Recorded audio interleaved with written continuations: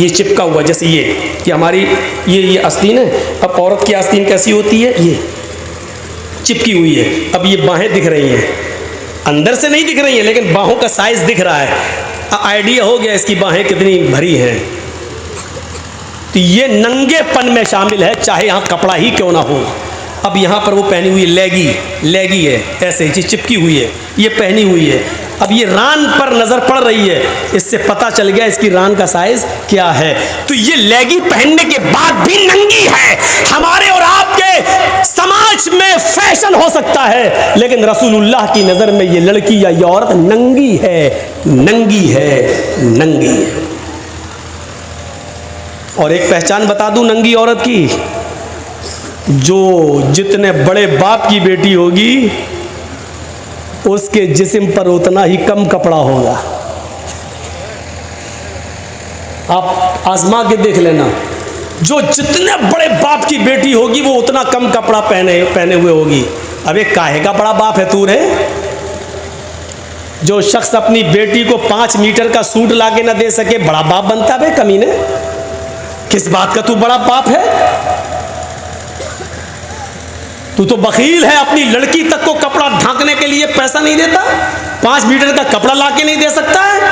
अरे तेरे ही लिए तो अल्लाह के रसूल ने कहा था, दयूस है वो बाप जिसके सामने उसकी बेटी बेपर्दा जाए। दयूस है वो भाई जिसकी आंख के सामने उसकी बहन बेपर्दा जाए और घूमे। दयूस है वो बेटा जिसके सामने उसकी मां बेपर्दगी के साथ घूमती है। दयूस कहा उसको। दयूस है वो शौहर जिसके आंख के सामने जिसकी बीवी बेपर्दगी के साथ घूमती हो। अरे घूमती क्या है, खुद घुमाता है। चल, अरे क्या नकाब ओढ़ रही होता, चल ना। अब बाल खुले हैं, साड़ी पहने हैं, पल्लू लटका है, मोटरसाइकिल पे उल्टी बैठी है, जा रही है। शौहर उसको पर्दा इसलिए नहीं करा रहा, दुनिया को दिखा रहा, देख मेरी बीवी कितनी खूबसूरत है। कितना बड़ा बेहुदा है ये, जो हुस्न तेरे लिए था उसकी नुमाइश तो दूसरे को करा रहा है। हमारे फैजी साहब बिगड़ रहे थे बेचारे, कह रहे थे कि वो औरतें जो दूसरों के लिए बनती और संवरती हैं, अरे ये खुद दूसरों के लिए बना सवार के लेके जा रहा है, खुद देखना गवारा नहीं कर रहा, मेकअप करके खुद मोटरसाइकिल पे लेके जा रहा है और लोग देख रहे हैं माशाल्लाह उसकी बीवी बड़ी अच्छी है और खुद सुन के खुश हो रहा है, मेरी बीवी की तारीफ हो रही है। अबे तू दयूस है। दयूस का माना जानते हो क्या है? मैं बताऊंगा, अल्लाह की कसम आज बताऊंगा, तुम्हें बुरा लगे तो लगता रहे। दयूस का माना हुआ भड़ुआ। दयूस तो अरबी लफ्ज है ना। अब योगी जी हमसे पूछा कि मौलाना साहब ये दयूस किसको कहा गया, तो हमें क्या बताना पड़ेगा? मोदी जी हमसे पूछा कि दयूस का माना क्या, भाई दयूस तो अरबी लफ्ज, दयूस किसको कहते हैं, तो उनको समझाना पड़ेगा ना दयूस के माना भड़ुआ। अब भड़ुआ अब बताना पड़ेगा ना भड़ुआ किसको कहते हैं। भड़ुआ उसको कहते हैं कि जिसने अपनी माँ बहन बेटी को धंधा कराने के लिए किसी कोठे में बिठा दिया है और उनसे धंधा कराता और उनकी कमाई खाता है, इसको कहते हैं भड़ुआ। अपनी माँ बहन बेटी की कमाई खाने वाला, हराम कमाई खाने वाला। इतना गंदा इंसान हुआ ये आदमी। समाज में ये बुराई चल रही है। जब तुम अपनी बीवियों को लेके जाओगे मेकअप करा के, तो जाहिर है कि हमारी औरतें भी फिर हमारे लिए मेकअप क्यों करेंगी?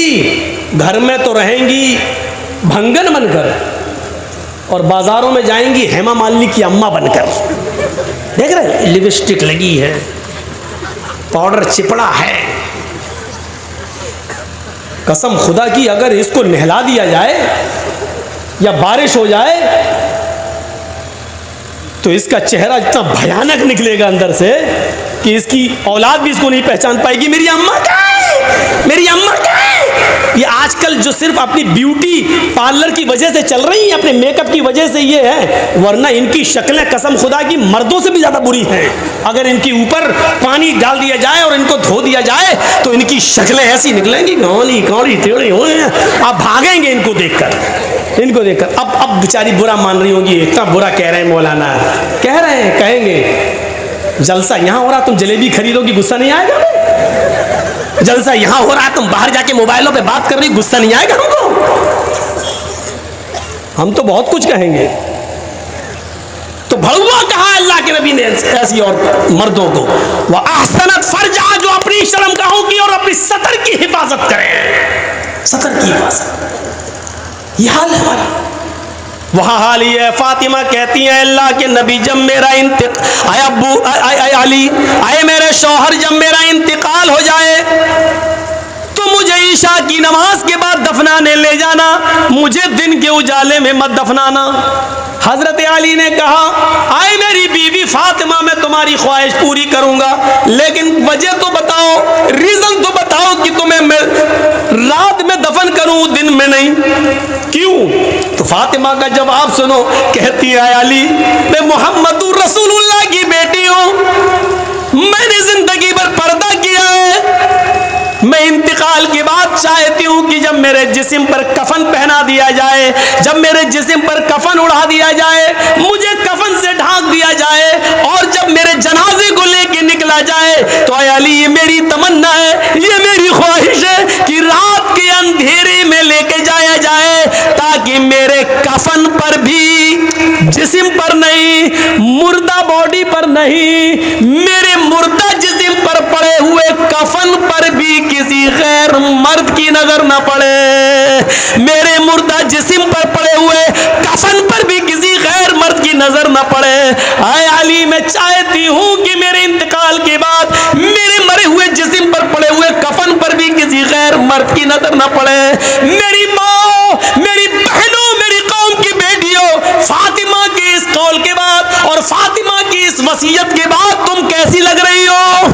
वो तो इंतकाल के बाद, जबकि इंतकाल के बाद कोई किसी को देखता नहीं है, इंतकाल के बाद उससे कोई मकसद नहीं रह जाता है, इंतकाल के बाद उससे न तो जिना हो सकता है, न मरी हुई लड़की से कोई मुंह काला करता है, न मरी हुई लड़की से कोई निकाह करता है। मेरे भाइयों गौर करो, मेरी बहनों जरा गौर करो, वो कहती है कि मेरे इंतकाल के बाद मेरे मुर्दा जिस्म पर पड़े हुए कफन पर भी किसी गैर मर्द की नजर न पड़े। मेरा मुआशरा कहाँ जा रहा है? सोसाइटी कहाँ जा रही है? समाज कहाँ जा रहा है? जलसों में भी आने वाली लड़कियों पर पाबंदी न लगे, चड़कीले भड़कीले लिबास पहनकर मार्केटों में घूमती रहे, बाजारों में जाती रहे, जलेबियां खरीदती रहे, बैलून खरीदती रहे, चूड़ियां खरीदती रहे, फिर जलसे का मकसद क्या रह जाता है? मेरे प्यारे भाइयों, समाज के लोगों, इस बुराई पर जरा रोक लगाने की कोशिश करो। अल्लाह की कसम, जलसे का मकसद फौत हो जाता है। पर्दा इस्लाम की रूह है, पर्दा इस्लाम के लिए रीढ़ की हड्डी है। आओ तुम्हें एक अजीब चीज बताता हूं, आज तुम उस चीज को सुनो और गौर करो। कुरान कहता है, कुरान